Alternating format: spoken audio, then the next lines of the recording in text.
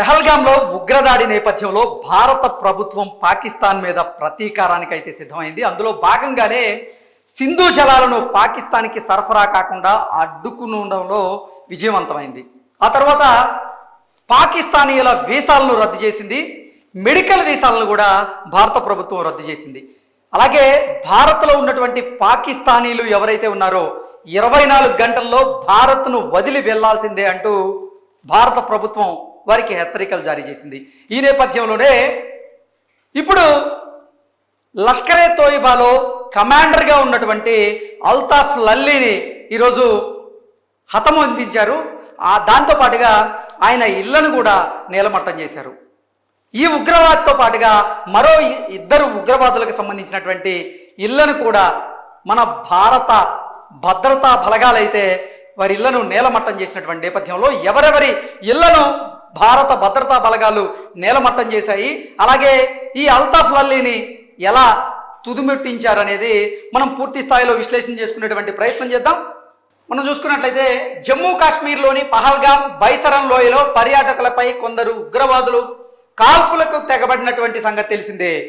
3 రోజుల క్రితం బైసరన్ అలాగే ఈ పహల్గాం ప్రాంతాల్లో పర్యాటకుల మీద, అంటే అభంశుభం తెలియనటువంటి పర్యాటకుల మీద ఈ ముష్కరులు నరమేధం సృష్టించడంతో ఈ 26 మంది అమాయకులు అభంశుభం తెలియనటువంటి వారు అసువులు బాశారు. ఈ ఉగ్రదాడిలో అసువులు బాసినటువంటి ఈ 26 మందిలో 25 మంది భారతీయులు కాగా ఒకరు మాత్రం నేపాలి. ఈ ఉగ్రదాడిలో అసువులు బాసినటువంటి ఈ 26 మంది మృతదేహాలను వారి స్వస్థలాలకైతే చేర్చారు.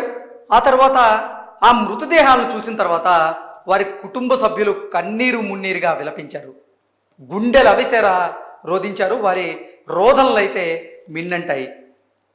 ఎట్టి పరిస్థితుల్లో ఈ ఉగ్రదాడికి పాల్పడినటువంటి ఉగ్రవాదులను, అలాగే ఈ ఉగ్రవాదులను ప్రోత్సహిస్తున్నటువంటి పాకిస్తాన్కి తగిన బుద్ధి చెప్పి తీరాల్సిందే అంటూ పెద్ద ఎత్తున డిమాండ్లు అయితే వినిపించాయి.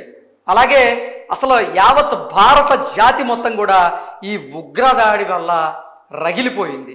ఈ నేపథ్యంలోనే భారత ప్రభుత్వం కూడా ఈ ఉగ్రవాదులను ఎట్టి పరిస్థితుల్లో ఏరిపారేయాలనేటువంటి కీలకమైనటువంటి నిర్ణయం తీసుకుంది. అందులో భాగంగానే నిన్న భారత ప్రధాని నరేంద్ర మోదీ గారు కూడా ఈ ఉగ్రదాడిని ఉద్దేశించి ఈ ఉగ్రదాడికి పాల్పడినటువంటి ఉగ్రవాదులు ఈ భూమి మీద ఎక్కడ దాక్కున్నా సరే వారిని మేము ఈ మట్టిలో కలిపేయక తప్పదు, ఖచ్చితంగా కలిపేస్తామంటూ కూడా నిన్న ప్రధాని మోదీ గారు ఉగ్రవాదులను ఉద్దేశించి, ఉగ్రవాద సంస్థలను ఉద్దేశించి హెచ్చరికలు జారీ చేశారు.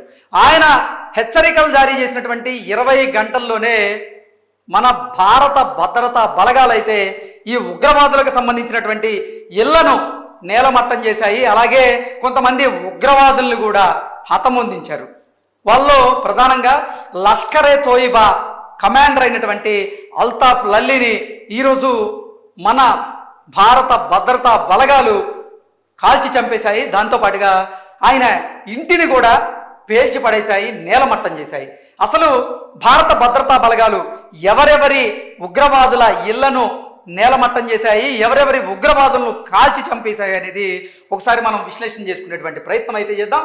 ఈ ఉగ్రదాడి జరిగిన 3 రోజులు దాటిన తర్వాత నిఘా వర్గాలు, పోలీసు, అలాగే కాశ్మీర్ పోలీస్ శాఖ దర్యాప్తు వేగవంతం చేసింది. అధికారులు అనుమానితులను గుర్తించారు. వారిలో 2 పాకిస్తాన్కి చెందిన వారు కాగా మరో 2 మాత్రం కాశ్మీర్కి చెందిన వారే. ఆసిఫ్ షేక్ అనే అతను పుల్వామాకి చెందిన అతను, అలాగే అదిల్ తోమర్ అతను కూడా కాశ్మీర్కి చెందిన వ్యక్తే. ఈ 4 ఎక్కడ దాక్కున్నారు అనేది అంటే కాశ్మీర్ పోలీస్ శాఖ అలాగే మన భద్రతా బలగాలు కూడా కనిపెట్టాయి. గురువారం రాత్రి అనుకోని సంఘటన ఒకటి చోటు చేసుకుంది. అనుమానిత ఉగ్రవాదులు ఆసిఫ్, ఆదిల్ అల్లా ఇళ్లను మొదటగా మన భారత భద్రతా బలగాలు పేల్చేశాయి. ఎవరో బాంబులు పెట్టి ఆ 2 ఇళ్లను పేల్చినట్లుగా తెలుస్తోంది. ఎవరో కాదు, మన భారత భద్రతా బలగాలే వారిద్దరి ఇళ్లను, అంటే ఆసిఫ్ తోమర్ ఇళ్లను అలాగే ఆదిల్ ఇళ్లను, వీరి ఇళ్లను కూడా మన భారత భద్రతా బలగాలు అయితే నేలమట్టం చేయడం జరిగింది. అంటే వీరిద్దరూ అసలు మన భారత భద్రతా బలగాలను ట్రాప్ చేయాలనేటువంటి ప్రయత్నం చేశారు. అంటే వారు ఉంటున్నటువంటి ఈ ఇల్లు ఏదైతే ఉందో దానికి సంబంధించినటువంటి సమాచారాన్ని మనకు తెలిసేలాగా చేశారు. భారత భద్రతా బలగాలు కూడా చాకచక్యంగా వ్యవహరించి వారు ఉంటున్నటువంటి ఇంట్లోకి వెళ్ళేటువంటి ప్రయత్నం చేశారు. అయితే ఐఎల్డీలు ఉపయోగించి ఈ ఉగ్రవాదులు ఎవరైతే ఉన్నారో ఆ ఇంటిని పేల్చేటువంటి ప్రయత్నం చేశారు, కానీ విఫలమయ్యారు. కానీ మన భారత భద్రతా బలగాలు మాత్రం ఆ ఇళ్లను ఎంతో చాకచక్యంగా పేల్చివేయడం జరిగింది. నెక్స్ట్, పక్కా ప్లాన్ ప్రకారమే ఇళ్లను పేల్చేసినట్లుగా అనుమానం వ్యక్తమవుతుంది. కాశ్మీర్ పోలీసులు ఈ సంఘటనపై ఎటువంటి ప్రకటన విడుదల చేయలేదు. ఇక పాకిస్తాన్కు చెందినటువంటి ఇద్దరు అనుమానిత ఉగ్రవాదుల చిత్రాలను సెక్యూరిటీ ఏజెన్సీ విడుదల చేసింది. వారి గురించినటువంటి సరైనటువంటి సమాచారం తెలిసిన వారికి 20 లక్షల రూపాయల నగదు బహుమతి ఇస్తానంటూ కూడా భారత ప్రభుత్వం తెలియజేసింది.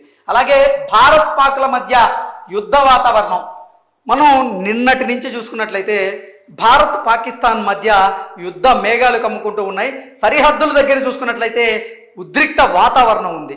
ఈ ఉగ్రవాదులు దాడి చేసిన తర్వాత కూడా, అంటే ఈ ఉగ్ర దాడి జరిగిన తర్వాత కూడా పాకిస్తాన్ పదే పదే ఇండియాని రెచ్చగొట్టేటువంటి ప్రయత్నం చేస్తూ ఉంది.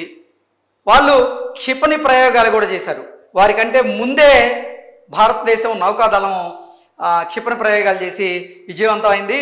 నిజంగా ఇప్పుడు మన సరిహద్దుల దగ్గర చూసుకున్నట్లయితే ఉద్రిక్తమైనటువంటి పరిస్థితులు అయితే ఉన్నాయి. అలాగే మన భారత భద్రతా బలగాలు మాత్రం ఈ ఉగ్రవాదుల కోసం వేటను కొనసాగిస్తూనే ఉన్నాయి. ఉగ్రదాడి నేపథ్యంలో భారత ప్రభుత్వం పాకిస్తానీపై రివెంజ్కి సిద్ధమైంది. ఇప్పటికే సింధు జలాలను పాకిస్తాన్కి సరఫరా కాకుండా నిలిపివేసింది. పాకిస్తానీల వీసాలను సైతం రద్దు చేసింది. 48 గంటల్లో పాకిస్తానీలు ఇండియాని వదిలి వెళ్ళిపోవాలని ఆదేశాలు జారీ చేసింది. అంతేకాకుండా మెడికల్ వీసాలను కూడా రద్దు చేసింది. మెడికల్ వీసాలు ఉన్నవారు 29వ తేదీ లోపల వెళ్ళిపోవాలని స్పష్టం చేసింది. పాకిస్తాన్ కూడా ఇండియాకి పోటీగా నిర్ణయాలు తీసుకుంటూ ఉంది, వ్యాపార సంబంధాలను తెంచుకుంటూ ఉంది. పాకిస్తాన్లో ఉన్నటువంటి ఇండియన్స్ వెంటనే వెళ్ళిపోవాలంటూ పాకిస్తాన్ ఆదేశాలు జారీ చేసింది. ఒక రకంగా రెండు దేశాల మధ్య ఇప్పుడు చూసుకున్నట్లయితే యుద్ధ వాతావరణం అయితే నెలకొంటూ ఉంది. మనం ఇందాక చెప్పుకున్నట్లుగా అసలు లష్కరే తోయిబా కమాండర్గా ఉన్నటువంటి అల్తాఫ్ లల్లీ అతన్ని మాత్రం మన భారత భద్రతా సైనిక దళాలు హతమొందించాయి. అతను నివాసం ఉంటున్నటువంటి ఇంటిని నేలమట్టం చేశాయి. దాంతోపాటుగా మరో కాశ్మీరీ ఉగ్రవాదులు ఎవరైతే ఉన్నారో ఇద్దరు, వారికి సంబంధించినటువంటి ఇళ్లను కూడా నేలమట్టం చేసి వారిని కూడా హతం చేసింది.